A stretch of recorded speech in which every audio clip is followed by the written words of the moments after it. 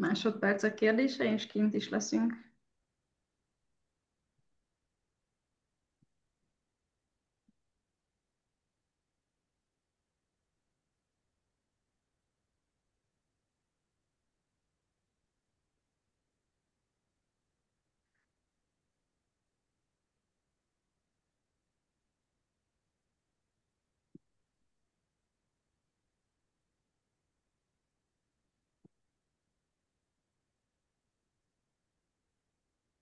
Úgy látom, hogy elindult az élő közvetítés rendben, úgyhogy az IMA-szoba live oldalán keresztül akkor oszthatja, aki szeretné.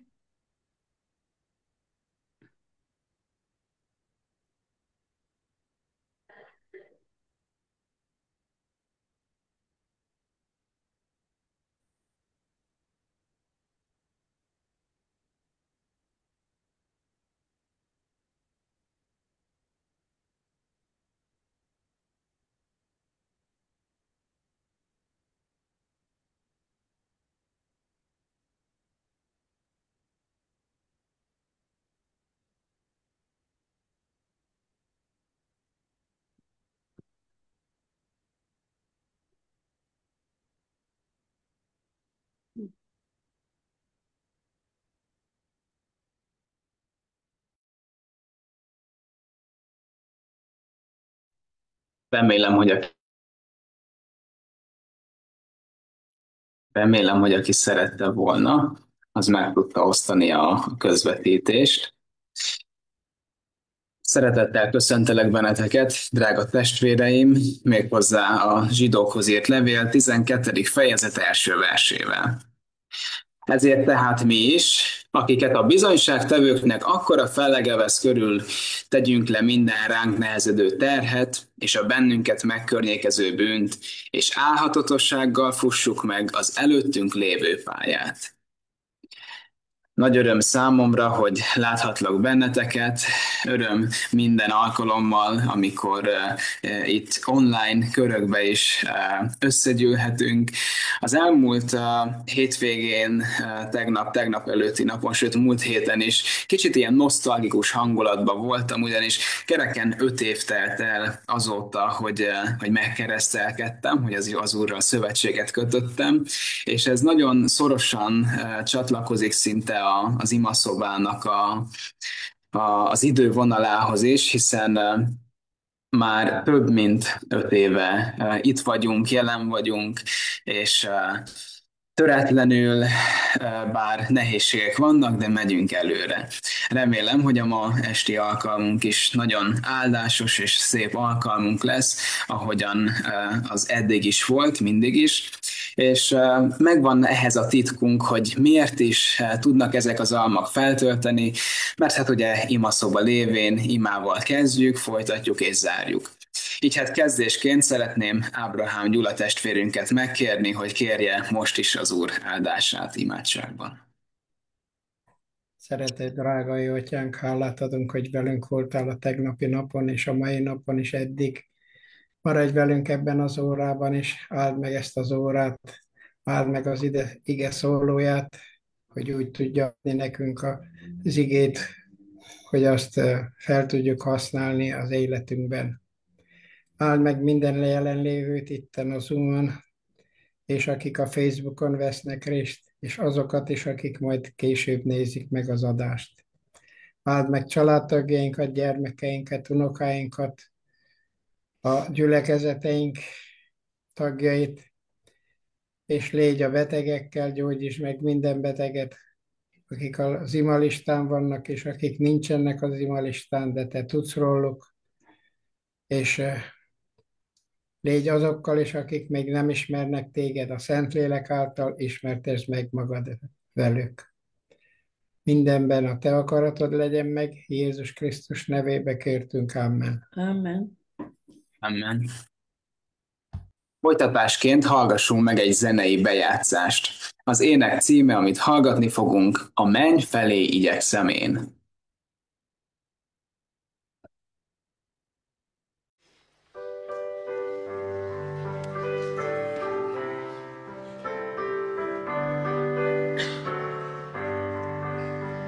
A menny felé haladva folyton fölfelé, utamon így fohászkodom, emelj fel engem, Jézusom, emelj és lábam lemilom, utamon följebb juthatok, mint közelebb és közelebb, segíts a mennybe engemet.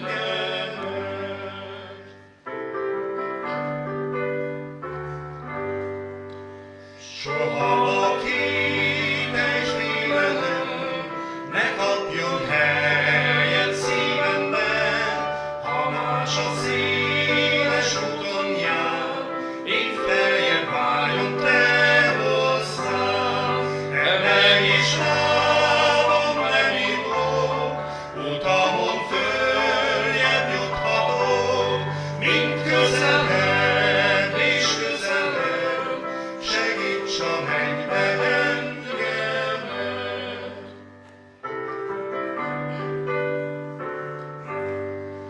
Ha Jézus arca rám ragyog, szent lelke átformál legott, felírja meg bennemet, és hozzá hasonló leszek.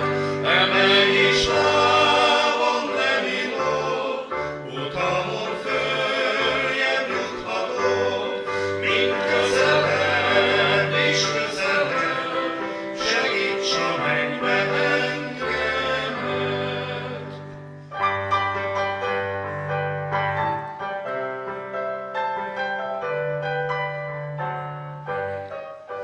A mennybe vágyom Jézushoz, hozz engem angyal kócsol, segíts engem, Uram, elérjem célom valóban. Emelj és lábam lemilom, utamon följebb juthatok, mint közelebb és közelebb, segíts a mennybe engemet.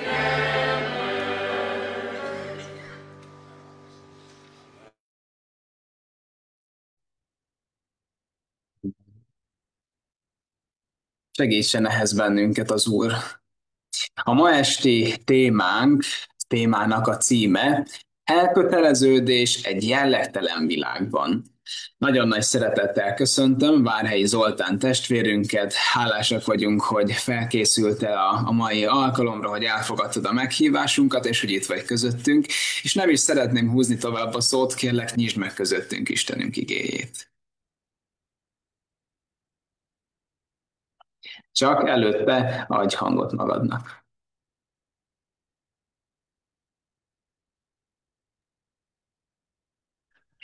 Áldott szép estét kívánok mindenkinek, köszönöm a bevezető szavakat is.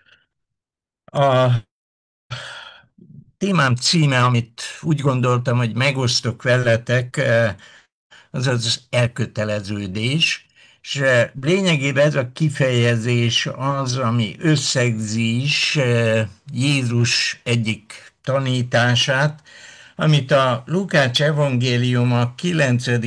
fejezet 23. versében található. Jézus a következőket mondja: ha valaki én utánam akar jönni, tagadja meg magát, és vegye fel az ő keresztjét minden nap, és kövessen engem. Úgy kövessen engem. Ugye itt a bevezető része ennek a rövid szakasznak az, ugye Lukács ezt így jegyzi fel, vagy így kezdi ezt a verset, hogy mondja vala Jézus mindenkinek. És ugye ez hangsúlyos a számunkra is, hogy ez nem egyes embereknek szólt, nem Jézus tanítványainak szólt, hanem minden embernek, aki elhatározta magát, hogy Jézus követőjévé válik. És ez nagyon lényeges és nagyon fontos megjegyezni. És hogyha jól beletekintünk ebbe a rövid részletbe, vagy rövid tanításba, akkor talán úgy összegezhetnénk, hogy ha Jézust akarod követni, akkor el kell kötelezni magad mellette. De hogyha Jézus mellett, vagy a mi mennyei atyánk mellett elkötelezzük magunkat, akkor ebbe sok minden beletartozik. Nem csak arról van itt szó, hogy szombatonként részt veszünk az Isten tiszteleten, hogy keresztényként mutatkozunk ünnepnapon az emberek előtt, hűséges templomba járó emberek vagyunk, hanem ez leginkább a hétköznapokban kell, hogy képet adjon az embereknek, akik körülveszik a mi életünket, hogy lássák azt, hogy a mi mindennapi feladataink, végzések közepette is az ő gyermekei vagyunk. Három nagyon fontos területet, vagy legalábbis számomra nagyon fontos területet szeretnék érinteni ezzel kapcsolatosan. Természetesen ti egyénileg ezeket a területeket bővíthetitek, és egy egész listát is nyithattok. Érdemes ezen elgondolkodni, vagy ezt átgondolni az életetekben, de van három nagyon fontos terület, amit lényegesnek tartok, hogy ez mindenképpen ott legyen a listátokon. Légy elkötelezett a munkádban, a mindennapi tevékenységedben, légy elkötelezett a munkahelyeden. Mit is jelent ez, és keresztényként mennyire kell erre odafigyelnünk? Valóban a munkavégzés közepette is egyfajta képet adhatunk az embereknek arról, hogy mi Krisztus követői vagyunk, keresztények vagyunk. Megfigyeltem azt, még egész gyermek voltam, egész kicsi voltam, hogy ugye ez a múlt század közepetáján volt a 60-as években, hogy milyen volt a munkáltató és a munkavállaló közötti kapcsolat. Azt vettem észre, hogy a munkáltató, ami lehetett egy gyár, egy vállalat, vagy egy KTS, vagy éppen a termelőszövetkezet, hogyha egy községről vagy faluról volt szó, ezek a hivatalok vagy gyárak, ezek értékelték a munkásaikat, a munkavállalóikat. És azok az emberek, akik jól végezték, becsülettel végezték a munkájukat, azok az emberek jutalomban részesültek.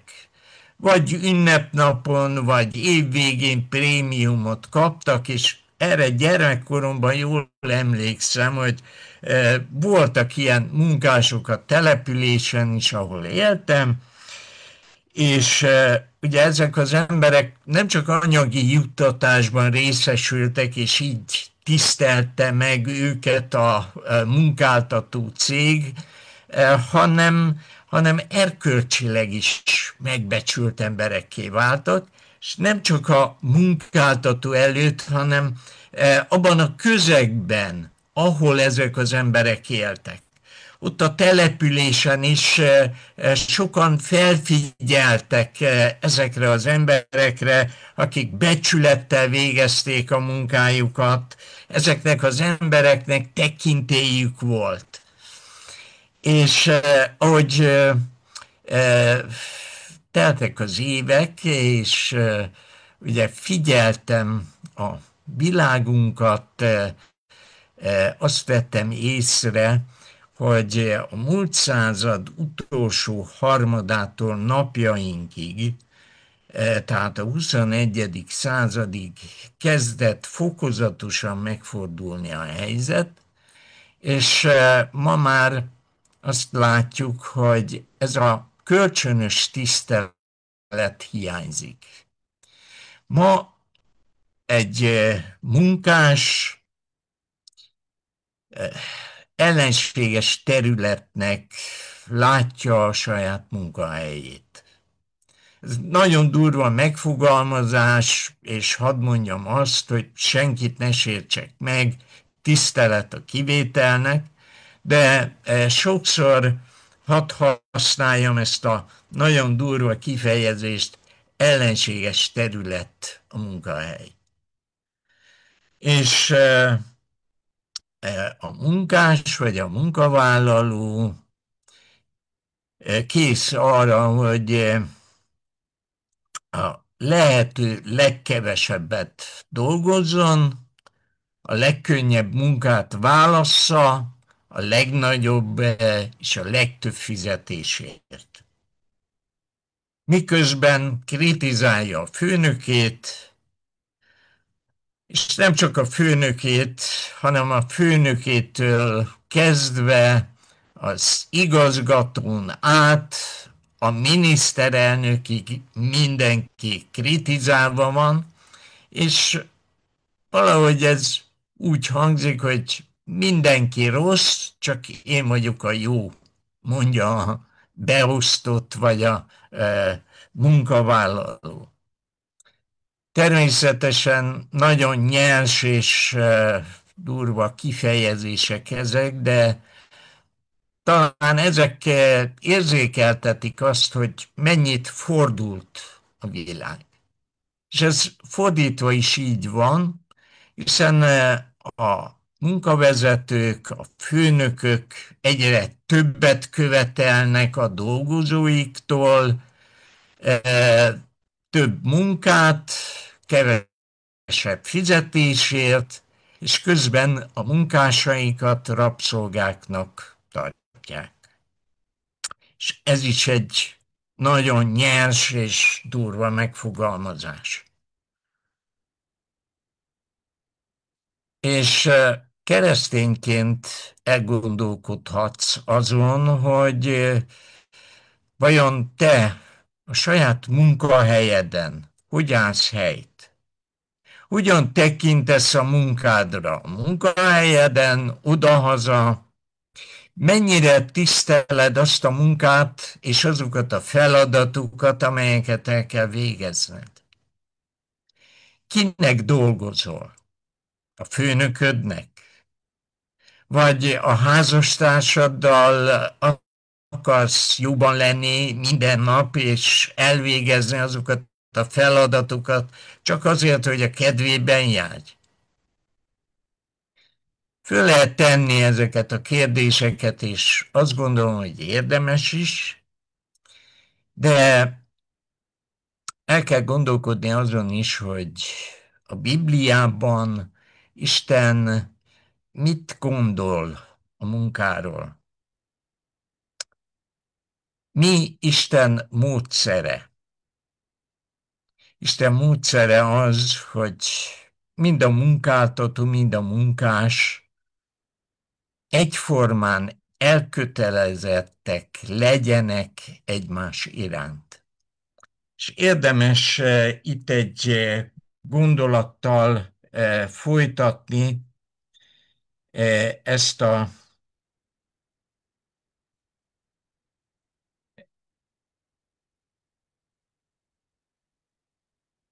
az elmondottakat, és hogyha sikerül megtalálnom, akkor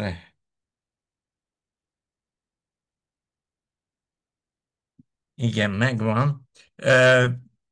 Pál apostolnak a levelét szeretném idézni, az efézusi levelet, és itt a 6. fejezet 5. versétől következőket mondja a Biblia, az előbb elmondottakkal kapcsolatosan. A szolgák és gazdák kötelességeiről beszél itt Pál apostol, és ebben a felszólítással kezdi: szolgák, engelmeskedjetek féltő tisztelettel és egyszerű szívvel földi uratoknak, akárcsak Krisztusnak. Ne látszatra szolgáljatok, mint akik emberek tetszését keresik, hanem mint Krisztus szolgái, akik szívesen teljesítik Isten akaratát. Odaadással szolgáljatok, mert az Úrnak teszitek, nem embereknek. Hangzik ez a tanítás, ami számunkra. És megint csak érdemes elgondolkodni ezekről a szavakról, amit Pál előnkbe helyezett. Krisztusnak, ami mennyei atyánknak szolgálunk. Ő az, aki munkával lát el bennünket, és talán sok esetben az a munka, amit ő ad, azt talán mi emberek rangon alulinak tartjuk. Azt mondjuk, hogy nem érdemes ennyiért dolgozni, nem érdemes így helytállni a munkahelyen, és lehetnek ilyen, és még emilyenebb gondolataink, de tartsuk előtérbe azt, amit Pál apostolon keresztül a Szentlélek sugall a mi szívünkbe, a mi lelkünkbe. Másik terület, amit szeretnék megemlíteni az elkötelezettséggel kapcsolatosan, hogy légy elkötelezett a gyülekezetedben.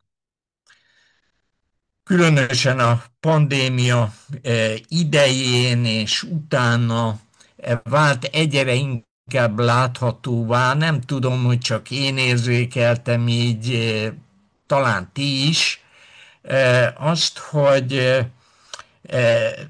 és megint csak azt mondom, hogy tisztelet a kivételnek, de vagyunk talán elég sokan, akik a svéd asztal típusú megközelítéssel járulunk a gyülekezet elé, vagy megyünk a gyülekezetbe. Mi is ez a svéd asztal típusú megközelítés? Ugye, hogyha a szállodában vagy, és lemész reggelizni a szálloda aljába, vagy az éttermébe, nagyon gyakran nem szolgálják fel neked a reggelit, hanem van egy hatalmas asztal, megterítve különböző ételekkel, italokkal, és te választod ki, hogy milyen ételt szeretnél reggelire megenni, milyen italt iszol, és ugye ezt elveszed, a többit meg ott hagyod.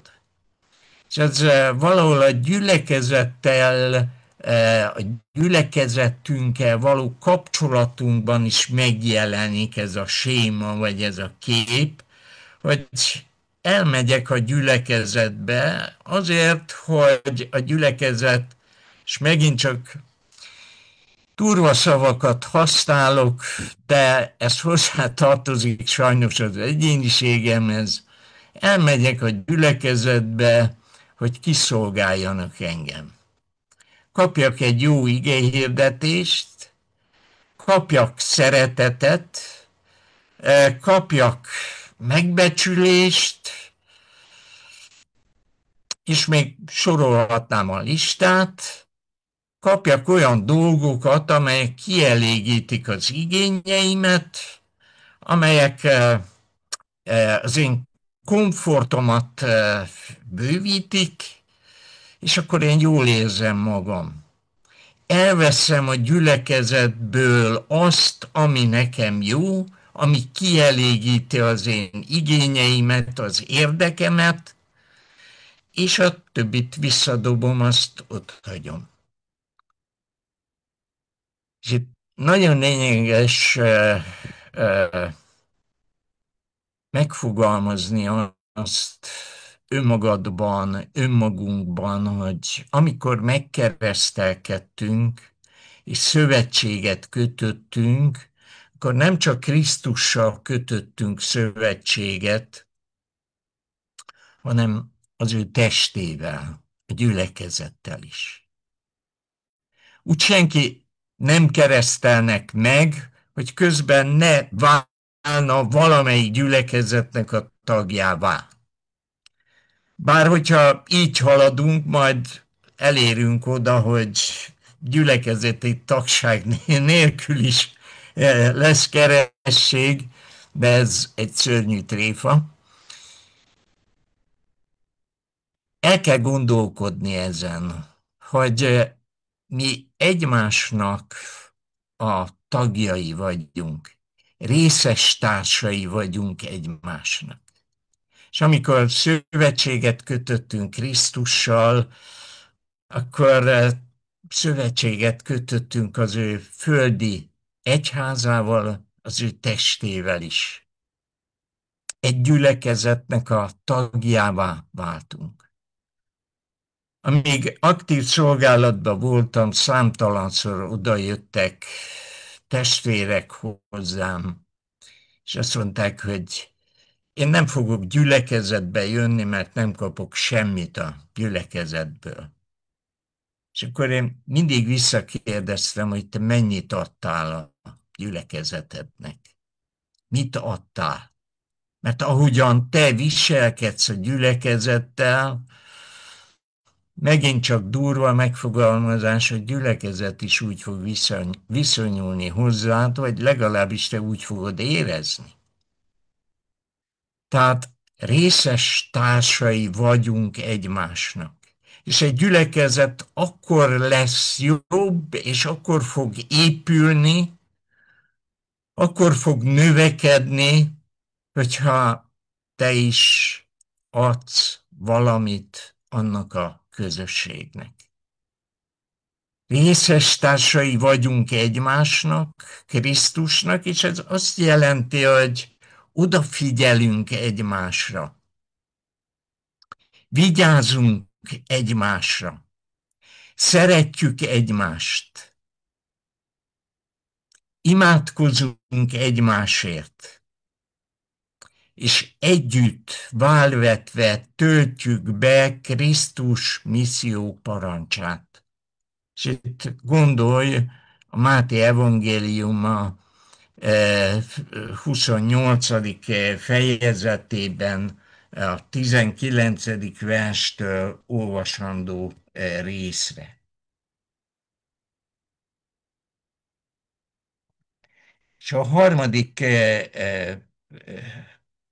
lényeges terület, amit szintén meg kell említenünk, az legyél elkötelezett Krisztus iránt. Mit is jelent ez? Talán első helyre is lehetett volna tenni ezt a gondolatot, hogy Krisztus iránt elkötelezettnek lenni. Én azt gondolom, hogy mindannyian egyetérthetünk abban, hogy Krisztus nem jellegtelen, közömbös, lanymeleg követőket kíván magának. A Jelenések könyve 3. fejezet 16. versében a következőket találjuk. Krisztus ezt mondja, így mivel lanymeleg vagy, sem hideg, sem hév, kivetlek téged az én számból. És ez nem más jelent, mint az, hogy Krisztus nem vállal közösséget veled, hogyha nem vagy hév, hogyha nem állsz teljes szívvel Krisztus mellé, ha nem vagy aktív, ha nem adod közre azokat a lelki ajándékokat, amelyekkel Krisztus megajándékozott téged, amelyekkel építheted a saját közösségedet. Ha nem vagy lelkes, ha a lelkesedés hiányzik benned, akkor nem tudsz az ő követőjévé válni. És akkor szembe kell nézned ezzel a nem szeretem kifejezése, hogy kivetlek téged az én számból, ugye ezt mondja Jézus.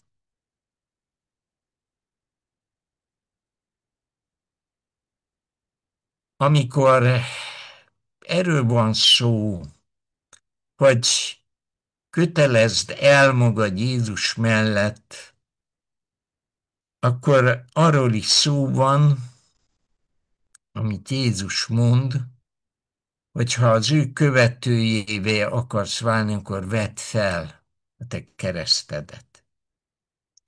És ez egy kicsit azt is jelenti, amit Krisztus Máté evangélium a 11. fejezetében a fejezet legvégén mond, hogy vegyétek magatokra az én igámat.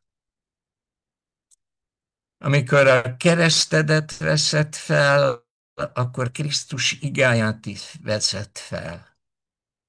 És ez nem nehéz, ez könnyű.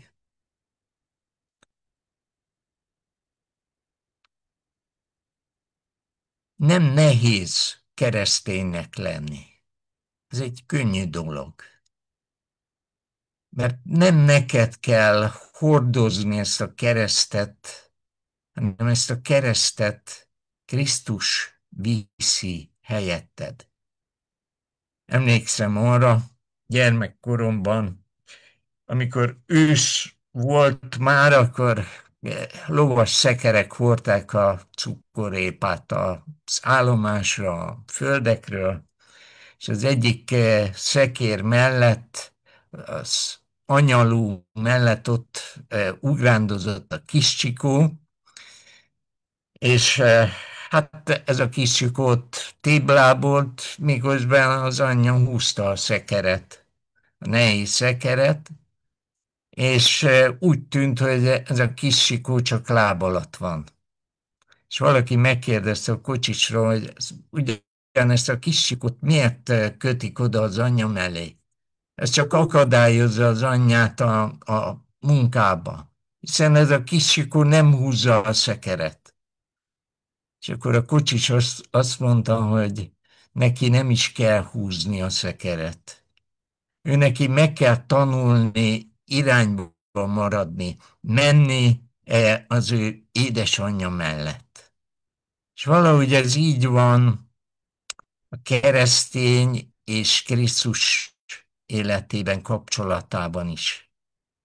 Hogy amikor Krisztus követője leszel, akkor te oda leszel kötve Krisztus mellé, és a rossz döntéseiddel, sokszor talán a kegyetlen magatartásoddal ott ficánkolsz és ugrabugrálsz Krisztus mellett,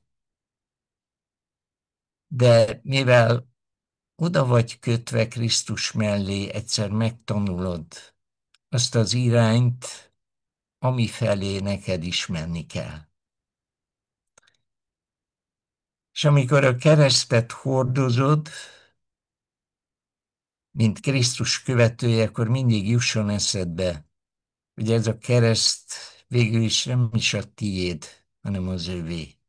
Az ő lábai elé teszed, az ő vállára teszed, és ő viszi helyetted.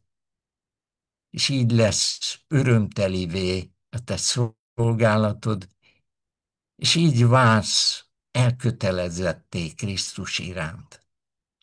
Tudod, amikor Jézus ezt mondja, hogy a követőm akarsz lenni, és vedd magadra a keresztet, akkor ez azt jelenti, hogy szakítasz a kívánságaiddal, a saját akaratoddal, és számodra Krisztus kívánsága és Krisztus akarata lesz az első.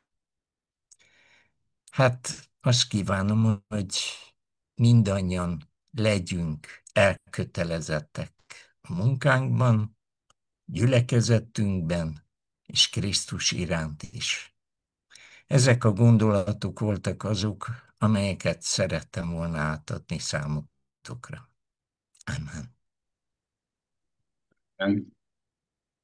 Köszönjük szépen, és tényleg az Úr áldja meg ezeket az elhangzott gondolatokat a szívünkben, és segítsen bennünket, hogy ne elégedjünk meg azzal, hogy mi ezt tudjuk, és elhisszük, hogy így van, hanem tudjuk cselekedni is ezeket. Folytatásként imádkozni fogunk, méghozzá az imalistánkon szereplő célokért, személyekért. Szeretném Varró Marika testvérnőnket megkérni, hogy ebben az imádságban vezessen bennünket. Mennyei Atyánk, hálás szívvel és köszönettel jövünk Te hozzád. Urunk, köszönjük ezeket a mélységes, komoly gondolatokat, amit hallgathattunk, amit üzentél számunkra. Legyen áldva érte, drága szent neved. Ó, bárcsak hozzád lennénk kötve örökre, és elkötelezettek lennénk abban, amit fogadtunk, és azt a szeretetet tudnánk továbbadni, amit Te hoztál értünk. És ha szenvedéseink is vannak, jusson eszünkbe, hogy Te az életedet adtad mindannyiunkért.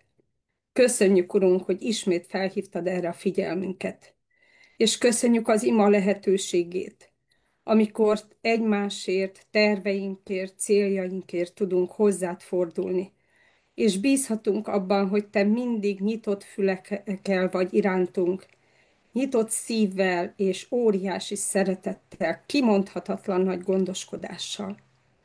Elét hozzuk a mai listánkat, Urunk, akik az ima listánkon szerepelnek. Először is kérünk, hogy áldjál meg minden rendezvényt, a táborokat, amelyek most folynak. Szent lelkeddel légy ott, és segítsed azokat, akik szervezik, akik dolgoznak, és azokat is, Urunk, akik ott részt vesznek, hogy érezzék a Te szent lelkednek jelenlétét. A csendes hét táborért imádkozunk külön is, és kérjük, Urunk, hogy add, hogy valóban egy csendes hét legyen, ahol veled tudnak találkozni és beszélgetni, akik részt vesznek ebben a táborban, hogy megérezzék a Te jelenlétedet. A Bozsvai keresztségért is hozzuk imánkat Te hozzád, mely 23-án lesz megtartva. Szent lelkedet árasszad minden ott levő testvérünkre, barátokra, és mindazokra, Urunk, külön kérjük áldásodat, akik először vesznek részt ilyen különleges alkalmon. Érintsd meg az ő szívüket, lelküket, hogy ők is vágyakozzanak, és szövetségre lépjenek Te veled. Továbbá imádkozunk az uniós listánkon lévőkért, először is az Unió Bizottság tagjaiért. Adj értelmet, bölcsességet számukra, hogy jó döntéseket hozzanak, és tőled várják az útbaigazítást, az irányítást. Imádkozunk a lovasberényi gyülekezetért, minden egyes tagjáért, lelkész testvérünkért, Hites Gáborért, aki irányítja, gondozza ezt a közösséget. A nyírbátori gyülekezet alapításért is könyörgünk. Szász Barna Szilárd lelkész testvérünknek adj értelmet, és adj olyan lelkületet, hogy ezt a csodálatos tervet meg tudják valósítani az ott élő drága testvéreinkkel együttesen. Pető Imréni nyugdíjas lelkész testvérnőnkért is könyörgünk, Te áld meg őt, és add, hogy az ő élete továbbra is Te benned legyen elrejtve. Jó Istenünk, fáj a szívünk a betegekért, hiszen nap mint nap a listánk egyre több és több, és látjuk a sok szenvedést, mely az utolsó napokban, Uram, arra tanít bennünket, hogy egymásért dolgozzunk, imádkozzunk, segítsük azokat, akik bajban vannak. Imádkozom Bettikéért. Jó Istenünk, annyiszor kértük a Te segítségedet. Hisszük azt, hogy nem hagyod el, hogy megadott számára a teljes gyógyulást, hogy az ő drága családjával együtt áldják és magasztalják szent nevedet, hogy Te ott vagy velük, bátorítod, erősíted, és egykoron ott lehet te veled a dicsőségben, szeretteivel együtt. Imádkozunk Misinszki Gabikáért. Már nem is tudjuk, hogy hány éve könyörgünk, Urunk, nehéz helyzetben van. Segítsd meg őt, hogy megkapja azt a csodát, amire szüksége van, hogy az ő élete egészséges legyen, és tudjon hűségesen továbbra is neked szolgálni. Zsuzsikáért is könyörgöm, Uram, Vajdakamaráson. Szinte együtt nőttünk fel. Karold őt át szerető karoddal. Adj neki hitet, adj erős bizodalmat, és hagyd, hogy tudjon benned bízni, és rendelj olyan orvosokat, akik megtalálják, hogy mi a problémája, és segíteni tudjanak rajta, és ezáltal közelebb kerüljön te hozzád. Erősítsd meg az ő egész családját a hitben, és készítsd el őket is, Urunk, hogy veled járják ezt az utat, amit még itt hátra van. Imádkozunk a kis Gergőkéért, a 10 éves kis ártatlan kis gyermekért, Plahi Évike kis unokájáért. Éreztük és tapasztaltuk, hogy te sokszor válaszolsz az imáinkra. És mi hisszük azt, hogy meggyógyítod ezt az ártatlan kis gyermeket, és az ő szüleit is arra indítod, hogy megtérjenek te hozzád, bízzanak te benned, és imádkozzanak az ő gyógyulásáért. Berkes Dániel testvérünket is, tanártestvérünket elét hozzuk, aki daganatos betegséggel küzd. Te légy az ő gyógyítója, és enyhítsd az ő szenvedését. Jó Istenünk, tudjuk azt, hogy te ott vagy azokkal is, akik Ukrajnában, lelki testvéreink, embertársaink. Most külön könyörgünk Szása Bezuk testvér, lelkész testvérünkért, akit sajnos besoroltak a hadseregbe. Szörnyű fájdalmat kell átéljenek, hiszen a feleségét otthon hagyta ikerterhességgel. Ez a stressz, ez a lelki fájdalomnak az lett a következménye, hogy elveszítette mindkét kisbabáját. Ó, könyörülj rajtuk, drága szeretet! Vigasztald őket, bátorítsad, erősítsed, és öleld át szerető karoddal ebben a nehéz megpróbáltatásban. Elét hozzuk Bartalosné Ibolya testvérnőnket és az ő családját, aki elveszítette testvérét, súlyos betegségben szenvedett. A gyászoló családért imádkozunk. Küldjed a mennyei vigasztalást, drága szent lelkedet, a vigasztalót, hogy őket is bátorítsa, erősítse. Nem tudtunk mindenkit felsorolni, hiszen az időnk véges. De minden betegért, szenvedőért imádkozunk, akiket nem tudtunk ma este megemlíteni. Ifjakért, idősekért, gyermekekért. Mennyei jó atyánk, kérünk szereteteddel, gyógyító hatalmaddal, öleld át őket is. Rád bízzuk az árvákat, az özvegyeket, éhezőket, nyomorúságban lévőket. Te légy a gondviselője minden teremtményednek. Köszönjük, Urunk, hogy imádkozhatunk azokért is, akik a Facebookon mindig velünk vannak, együtt imádkoznak mi velünk, és küldik hozzád az ő kéréseiket. Áldásoddal vedd körül őket is, és hallgass meg az ő imájukat a miénkkel együttesen. Minden drága testvéremet hozzád emelem, Uram, ismered mindenkinek a küzdelmét, bánatát, fájdalmát, nehézségét, Urunk, te légy a mi szabadítónk, gyógyítónk, bátorítónk, hogy el ne fogyatkozzon a mi hitünk, hanem napról napra erősödjünk a próbában, és várjuk azt a boldog reménységet, amikor veled találkozhatunk, és mindazokkal, akikkel itt a földön már nem tudunk találkozni. Bízunk abban, Urunk, hogy te ígéreteidet betartod, hiszen eddig is ezt tapasztaltuk. Jöjjön el a te országod, legyen meg a te akaratod mindenkoron. Ámen. Az Úr hallgassa meg a mi imáinkat, és folytassuk is kis csoportokban a közös imádságot, illetve van 3 megbeszélendő kérdésünk, amire lesz 20 percünk, hogy beszélgessünk egy kicsit róla. Figyeljünk oda mind beszéd közben, mind imádság közben, hogy legyen és jusson mindenkinek az időnkből, és 8 óra 6 perckor ismét találkozni fogunk itt a főszónapon.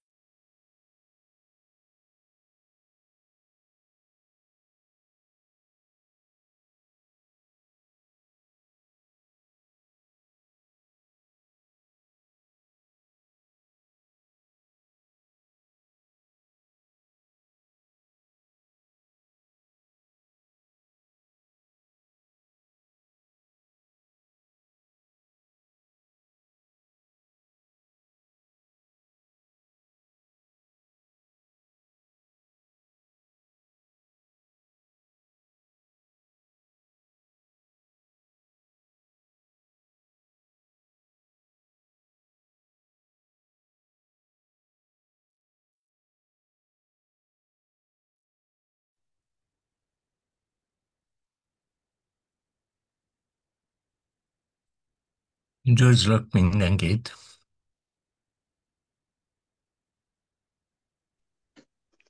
Békesség, drága testvérem! Jó látni, hogy itt vagy. Sokat imádkoztunk érted. Igen, tudom. Köszönjük Istennek.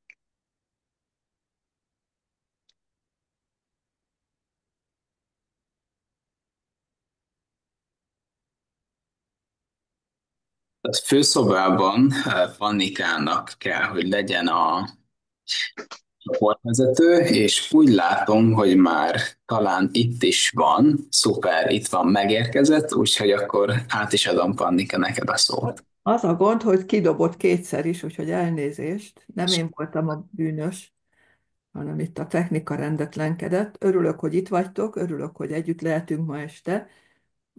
Tehát akkor Zoltán, te vagy, és a Lidi mama, ketten vagytok. Décsei Zsuzsi, oké, akkor hárman leszünk. Az Úr Jézus áldjon meg mindannyiunkat, és azokat is, akik a Facebookon követnek minket. Remélem, hogy ez a nagyon izgalmas előadás, ez nagyon megmozgatja most a gondolatainkat. Nekem nagyon-nagyon tetszett különösen a második kérdés, de várjuk meg, amikor oda jutunk. Először imádkozzunk. Lidi mama, veled kezdjük. Zsuzsi, velünk vagy? Velünk vagy? Igen. Oké, akkor te leszel a második imádkozó, és én Jó. imádkozom harmadszor, és Zoltán pedig majd, amikor visszamegyünk, jó? Oké. Akkor Lidi mama, veled kezdjük. Mennyei drága jó édesatyánk, áldott szeretett nagy jóságos Istenünk. Az Úr Jézus szent nevébe jöttünk hozzád ebbe a csoportba, a főszobába, hogy megköszönjük ezt az áldott együttlétet. Köszönjük, hogy itt voltál velünk, áldott reménységet adsz a mi szívünkbe. Most jöjj, drága Uram, segíts, hogy a kegyelem szív eljusson a mi imánk, és hallgass meg, ha megegyedik szent akaratoddal. És oly jóságos Istenünk vagy, fel se fogjuk ezt a szeretetet, a drága áldott reménységet. Áld meg itt a kis csoportunkat, a drága Pannikánkat, áld meg Zsuzsikát, a Várhelyi drága testvéremet, köszönöm, hogy meggyógyítottad és vele voltál. Áld meg minden drága testvéremet, ölelj át bennünket, a szeretet láncával köss össze bennünket, hogy egymás kezét fogva, egymásért imádkozó szívvel elkészüljünk a veled való találkozásra. Köszönjük, édes Jézusom, szent lelked itt volt velünk, és érintetted a szívünket. De áld meg, édes Jézusom, azokat is, akik Facebookon vannak, a drága testvéreimet, vigyázz rájuk. És a te sasszányon hordoz mindenki, drága Uram, hisz te olyan jóságos vagy. Áld meg azokat is, akik csak hallgatják, vagy nézik Jézus, és segíts, hogy sokan meghallják hívó szavadat, hogy a te igét terjedjen, mint tűz a tallon. Köszönjük jóságodat, szeretetedet, de áld meg, édes Jézusom, Imikét is, aki az óravezető volt a szolgálatban, a Zsuzsikát is, édes Jézusom, aki irányította az internetet. Köszönjük, hogy zökkenőmentes volt. Áld meg életünket, drága Uram, a te kezedbe teszik, és segíts, hogy hűséges sáfáraid, világító szövétnekeid legyünk, hogy úgy tudjunk élni, hogy elköszönjünk arra boldog találkozásra, és mint koronakövek ragyogjuk a te földeden. Oda vágyik a szívünk, hogy nem lesz fájdalom, sírás, könnyász, örököm lesz a mi homlokunkon. Köszönjük, hogy szeretsz bennünket, és égáldásod velünk van. Vezet bennünket kézen fogva, mert tiéd a kegyelem, az irgalom, a szeretet, Jézusunk szent nevében. Amen. Amen. Amen. Drága jó atyánk, teremtő Istenünk, olyan hálás a szívünk, hogy ma is egybegyűjtöttél bennünket, és itt lehetünk ebben az online hajlékban előtted, a te színed előtt. Hálásak vagyunk azért a rengeteg áldásért, amit a te két kezedből már elvehettünk, és köszönjük a tanításokat is. Köszönjük, hogy megtanítasz minket, megtapasztalhatjuk a bővölködést, de a szűkölködést is. Tudjuk, hogy mindent, amit kirendelsz számunkra, az, az jó célt szolgál, azért, hogy formáljon bennünket, és tanítani szeretnél. Hálásak vagyunk mindezért, drága jó atyánk. Köszönjük, hogy az imáinkkal eléd járulhatunk itt hétről hétre. Köszönjük neked, hogy megőriztél bennünket a te kegyelmedből, és hálásak vagyunk a nyugalomnapért is, hogy megáldottad azt, és hogy a tegnapi nap folyamán velünk voltál, és ma is. Olyan jó, hogy arra indítod a mi szívünket, hogy itt legyünk ezen az alkalmon, és hogy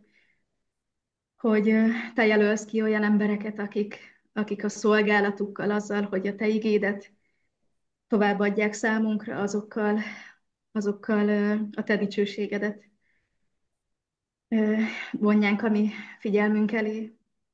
Hálásak vagyunk a testvérekért, akik itt szolgálnak hétről hétre, és nagyon köszönöm neked ebben a kis csoportban a jelenlévőeket, és kérlek, áld meg az ő életüket, és az ő szeretteiket, és legyél velük, gondozd őket szeretetben, egészségben, tartsd meg őket kegyelmedből, és arra kérünk, drága jó atyánk, hogy taníts minket úgy számlálni napjainkat, hogy bölcs szívhez juthassunk.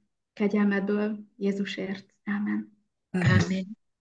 Drága Úr Jézus, hálásan köszönjük neked ezt a nagyon fontos gondolatsort, amit ma este hallgathattunk. Köszönjük, Urunk, hogy te azt kívánod tőlünk, hogy elkötelezett gyermekeid legyünk.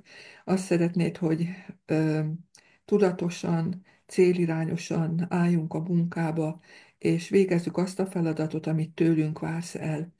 Urunk, arra kérünk, hogy rász föl mindannyiunkat, hiszen annyira eltespettünk, ö, kényelmesedtünk az utóbbi időben. Arra kérünk, hogy te rász föl minket, hogy lássuk, hogy milyen komoly időket élünk, és hogy Jézus visszajövetele mennyire itt van a küszöbön. Köszönjük, Urunk, a megbeszélés lehetőségét, köszönjük azokat is, akik a Facebookon vannak. Urunk, te ismered az ő próbáikat, az ő örömeiket, az ő szenvedésüket. Arra kérünk, hogy te hajolj le hozzánk, vonj magadhoz közelebb, és segítsd, hogy naponta érezzük a te jóságodat. Köszönjük, hogy meghallgattál, ami drága Jézusunkért kértünk. Amen. Amen. Mennyei Atyánk, hálás szívvel járulunk eléd, és köszönjük azokat a gondolatokat, tanításokat, amelyeket igéten keresztül olvashatunk. Segíts, hogy tudjunk ezeken elgondolkodni, tudjunk tovább haladni a mi keresztényi életutunkon, és tégy bennünket eredményes szolgáiddá. Te áld meg az én testvéreimet, akik itt vannak a szobában, te áld meg az ő életüket, te látod azokat a gondokat és nehézségeket, amelyekkel szembe kell nézniük. Urunk, add, hogy eh, ezek a gondok eltűnjenek az ő életükben, úgy, hogy közben megtapasztalják azt, hogy te segíted és támogatod őket. Urunk, imádkozunk azon testvéreinkért is, gyülekezeteinkért, akiknek a neve meg lett említve.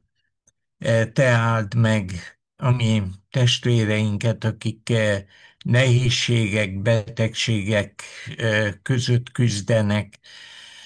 Segíts, Urunk, és adj támaszt számukra, add a türelmet nékik, és te segíts azokat a gondokat legyőzni, leküzdeni, amelyek fennállnak, és amelyek megoldásra várnak. Kérlek, Uram, a te kegyelmed legyen látható minden testvérem életében, és add, hogy ezekben az utolsó időkben, nehéz időkben mindannyian tudjunk megállani, mint jó munkások a te művedben. Köszönjük, hogy meghallgattad imánkat, és hogy velünk leszel a te ígéreted szerint. Amen.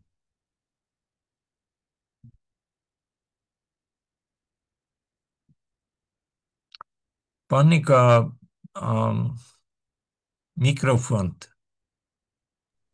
Eddig se volt bekapcsolva? Nem. Amikor imádkoztam, akkor se? De Akkor be hallottunk. volt. Akkor nem tudom, hogy történt, véletlenül lehetett. Köszönöm, hogy szóltatok.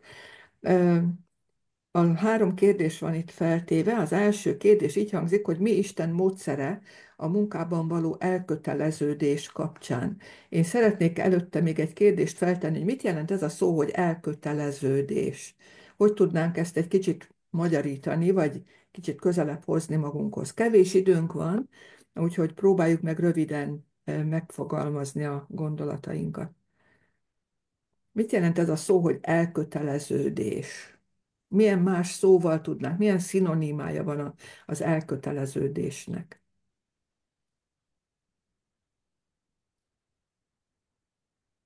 Nos, Lidi mama, de hangosítsd fel magad, légy szíves, és ne is kapcsold ki magad addig, amíg... Bocsánat. Azt Igen, hittem, van. én is azt hittem. Szerintem az elkötelezettség az az engedelmesség. Ha hűséges, engedelmes gyermeke vagyunk a drága teremtőnknek, és szeretjük őt tiszta szívünkből, nem csak a szánkkal, mint azt mondta, hogy ez a nép szájával tisztel engem, de szíve távol van tőlem. Tehát a hűséges, engedelmes gyerek a föld magastai hordoz bennünket, és érezzük azt az áldást, azt a szeretetet, hogy itt van velünk, ugyanúgy, ahogy az imaszobában is itt van velünk, és megállt bennünket felettébb szent lelke ereje által. Köszönöm. Én is köszönöm. Jó, ez egy jó gondolat volt, de akkor milyen más szinonimával tudnánk még helyettesíteni azt, hogy elköteleződés? Még milyen szó lehetne itt?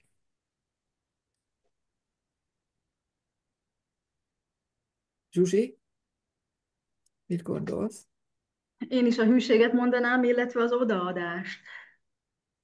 Én is ezt vártam valahol, hogy ez az odaszánás, vagy az Igen, odaszentelés, hogy ez az elköteleződés, hogy odaszánom az időmet, a gondolataimat, az erőmet, a szabadidőmet, a kapcsolataimat, tehát mindennek az odaszánását jelenti, és akkor Minden területen kapcsolódom Krisztushoz. és pont ezt akartam mondani, hogy ez lett volna a következő gondolat, hogy ekkor már jobban érthető az, hogy hogyan tudunk a munkában, a Krisztus iránti munkába elkötelezetteknek lenni, hát ha odaszálljuk magunkat, hogyha tökéletesen oda tesszük magunkat, ami időnket, ami gondolatainkat, ami szabadidőnket, mindenünket. Igen, Lidi mama?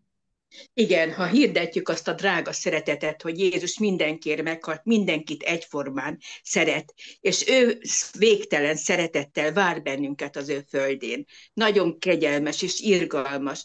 Ha elgondolkozom azon, hogy azt kell tennünk, hogy hűséges sáfárai legyünk, és mindenkinek elmondjuk, hirdessük azt a drága szeretetet. Mert én például osztogatom a könyveket, hordom a gyülekezetből, és ott voltak ilyen román bibliák, ezek a képes bibliák, Ó és Új Szövetség. És már nagyon sokat, és annyira örülnek neki, elfogadják. És annyira gyönyörű ez a kis könyv, ez a drága Biblia, hogy tényleg áldás. Igen, Köszönöm igen, szépen. igen. Hát igen, ezt jelenti az, hogy elköteleződés, hogy odaszánás. Igen, Zsuzsi? én csak azt szeretném mondani, hogy szeretem így a szavakat elemezni, és hogy nekem még az elköteleződésre az is így eszembe jutott, hogy, ö, hogy adnál a pontnál úgymond elkötöm a további szálakat, úgymond, és hogy csak arra az egyre koncentrálok, és hogy itt is arra tudok vagy tudom tovább vezetni ezt az egyetlen egy szálat, hogy nincs más út, csak a Krisztusi, és hogy oda kötözöm magam, úgymond, Nagyon és jó a a többit pedig gondolat. elven. Igen, nagyon jó a gondolat, hogy oda kapcsolódni, oda kötözni Igen. magunkat. A következő kérdés így hangzik, hogy mit jelent a svéd asztal jellegű megközelítés a gyülekezetbe. Hát megmondom őszintén, amikor ezt elmondtad, Zoltán, én nagyon rosszul éreztem magam. Mert annyira ütős ez a mondat, és annyira ütős ez a kép, hogy nekem nem tetszik a szombatiskola, akkor arra nem megyek. Én kicsit unatkozom délután a délutáni órán, akkor arra sem megyek.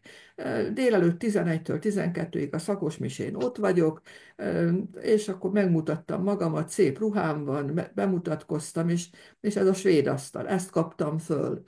Ja igen, és hogyha X prédikátor jön, akkor azt meghallgatom, ha az Y jön, jaj, hát az ég irgalmazzon, akkor elmegyek internetre. Szóval ez a svéd asztal, ugye én is jártam már egy jó néhányszor étterem, vagy hát ilyen helyen, ahol svéd asztal van, hogy tényleg azt választom ki, ami nekem szimpatikus. És ez mennyire helytelen, hogyha hívő emberekként így válogatunk. Mikor még fiatal házasok voltunk, a férjem ő ugye katolikusból lett adventista, és vittem egy gyülekezetbe, mentünk egy gyülekezetbe, és egy öreg bácsi félrehívta, és azt mondja, hogy fiam, mondanék neked valamit. Nincs az a rossz prédikáció, amiből egy mondatot haza ne tudnál vinni. Keresd meg!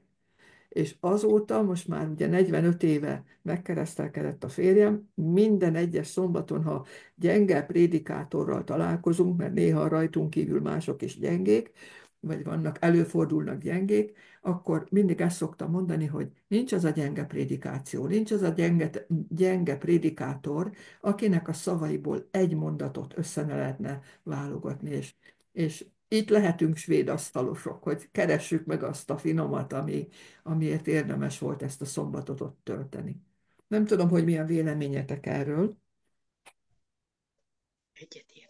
Ti hogy látjátok? Hát ez egy nagyon jó gondolat, mert bármit is látunk, hallunk a gyülekezetben, ezt valahogy úgy kell venni, hogy Krisztus szól hozzánk. És lehet, hogy nem mindig úgy, meg nem olyan hangsúlyjal, meg nem olyan kifejezéssel, amit mi szeretnénk, vagy elvárnánk, de ő szól hozzánk, és számunkra ez a fontos, hogy mit mond. Így van, így van. Zsuzsi? Én még azt szeretném mondani, hogy sokszor szoktam arra gondolni, hogy a Jóistennél egészen máshogy működik a matek, mint nálunk embereknél, és nála valószínű, hogy a vendég szeretet, a vendéglátás is máshogy működhet, mint a mi kis fejünkben, vagy a mi életünkben. És arra gondoltam, hogy azért van itt svéd asztal, tehát hogy a szombatiskola, az istentisztelet, az ima alkalmak, akár az istentiszteletek után, és a közös ebédet megelőzően, aztán a közös ebéd, és majd még délutáni alkalom, szóval bőven van miből úgymond csipegetnünk, de szerintem a Jóisten azért adott mindenből is, hogy tudjuk ezeket a megfelelő módon úgymond meg elfogyasztani és megemészteni, magunkévá tenni. Úgyhogy az szerintem nem baj, hogyha mindenből akarunk csípni, csak azt mértékkel tegyük, és hogy ott tudjon formálni bennünket, ahol annak kell. Igen, ezt azzal egészíteném ki, hogy az a helytelen, amikor azt mondom, hogy ez jó, ez érdekel, ez nem érdekel. Például a szombatiskola nem érdekel, mert hogy az unalmas, vagy éppen az istentisztelet nem érdekel, mert valaki olyan tartja. Tehát ez a helytelen, és ez az úgynevezett rossz svéd asztalos csipegetés, hogy nekem ez a prédikátor jó, ez meg nem jó. És még egy, látlak, Lidi mama, Jó. még egy gondolat van, hogy sokkal könnyebb negatívnak lenni, mint pozitívnek. És ezt is meg kell tanuljuk, hogy keressük már meg mindig ne a kákán a csomót, hanem végre a kákát, és ne a csomót. Mert borzasztó... Egy gondolatra maradt még idő, aztán megyünk vissza. Oké, akkor Lidi mama még Nagyszobába. szeretném mondani. Nem, mondja Zsuzsika. Igen, Ja, nem nekem. az a gondolat az, hogy milyen követőket kíván Krisztus. Milyen követőket kíván Krisztus. Milyenek legyünk. Igen, most mondja Lidi mama. Szeretetteljes követőket, akik szeretetet árasztanak a gyülekezetbe, és Szuper. olyanok lesznek, mint a fény. Jézusra néznek, és Jézus lesz minden kincsük neki. Elgondolkoztam azon, hogy oly gyönyörűséges nálunk például imádkozunk, összejövünk egy jó páran, és minden, mikor vége van a Isten tiszteletnek, imádkozunk. És olyan áldásos, annyira jó, hogy érzem azt az áldást, mikor hazajövök, olyan boldog vagyok. Igen, köszönöm Köszönöm. szépen az aktív részvételt, nagyon ügyesek voltatok, és szép estét kívánok mindenkinek. Viszont köszönjük mi is. Én is köszönöm szépen. Úgy látom, hogy most már mindenki itt van, aki eddig itt volt. Úgyhogy a végéhez közeledve a mai alkalmunknak folytassuk ismételten, illetve hát zárjuk le egy imádsággal, és szeretném megkérni most Várhelyi testvért, hogy ebben az imádságban ő vezessen bennünket. Mennyei Atyánk, szerető Istenünk, olyan hálás a mi szívünk, amikor így együtt lehetünk, és a Te szavaddal feltöltesz bennünket. Köszönjük azt az erőt, azt a támogatást, amit mindig a Te jelenléted által átvehetünk tőled. Így kérünk Téged, hogy Te vezess bennünket az előttünk álló új hét elkövetkező napjaiban.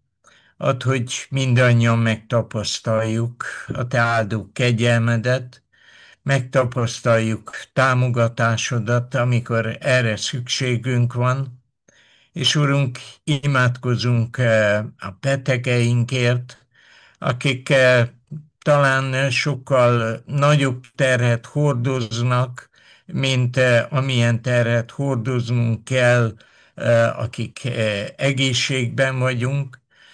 Urunk, add számukra a reménységet, add számukra a türelmet, ami oly szükséges ilyen helyzetben, és Urunk, segíts, hogy egyénileg is és közösségileg is, gyülekezeti tagokként is tudjuk építeni a Te művedet. Add, Urunk, hogy tudjunk elkötelezettek lenni a munkánkban, tudjunk elkötelezettek lenni a gyülekezeteinkben, és tudjunk elkötelezettek lenni irántad. Urunk, segíts, hogy ezáltal tudjuk láthatóvá tenni a mi kereszténységünket az egész világon, illetve abban a környezetben, ahová helyeztél bennünket. Köszönjük, Urunk, hogy meghallgatsz bennünket, és hogy számíthatunk az eljövendő időben is támogatásodra, jelenlétedre életünkben. Köszönjük mindezt, Jézus Krisztus nevében járultunk hozzád. Amen. Amen. Most pedig egy záró zenei szolgálatot hallgassunk meg Papdán Csaba előadásában. Jézust akarom követni híven.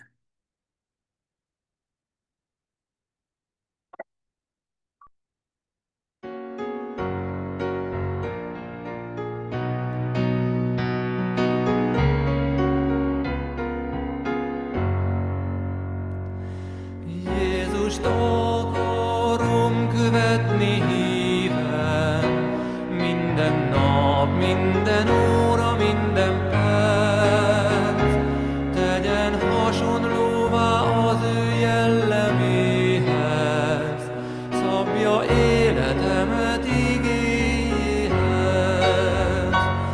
Ó, mi csodás, ahogy Jézus szeret, ő életét adta Kálvárián, az ő szavára megnyílik a Jordán, és feltárul előttem szép hazám. Az ő lábnyomát követni bárhol, közelében szeretnék élni én. Ha az élet vihara keményen tombol, hadd pihenjek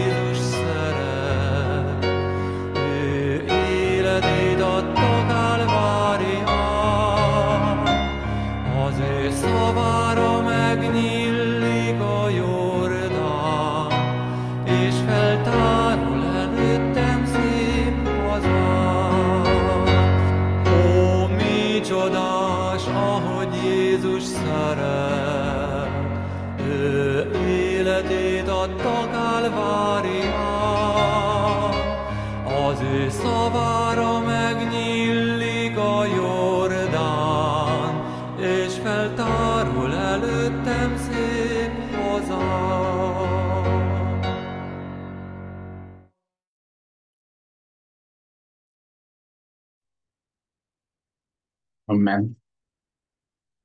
Szeretett testvéreim, a ma esti alkalmunk végéhez értünk. Szeretném ismét megköszönni Várhelyi testvérnek, hogy itt volt, és várunk máskor is szeretettel az online ima közösségünkbe, illetve hát benneteket is, mindannyiótokat is szeretettel várunk jövő héten, amikor is az óravezető Kalina Judit lesz, az áhítattal pedig Varró Marika fog szolgálni. Addig is szép hetet kívánunk mindannyiótok számára, sok-sok áldást, és ne felejtsük el azokat a gondolatokat, amelyekről most beszélgethettünk, és amelyeket most hallottunk. Az Úr áldjon benneteket. Úr áldjon meg, és boldog új hetet mindenkinek. Boldog új hetet! Szervusztok, Isten áldjon benneteket! Isten áldjon! Szervusz Zsuzsika, mindenkinek. Mindenkinek boldog új hetet! Boldog új hetet, Várhelyi testvér! Köszönjük szépen, viszont kívánom én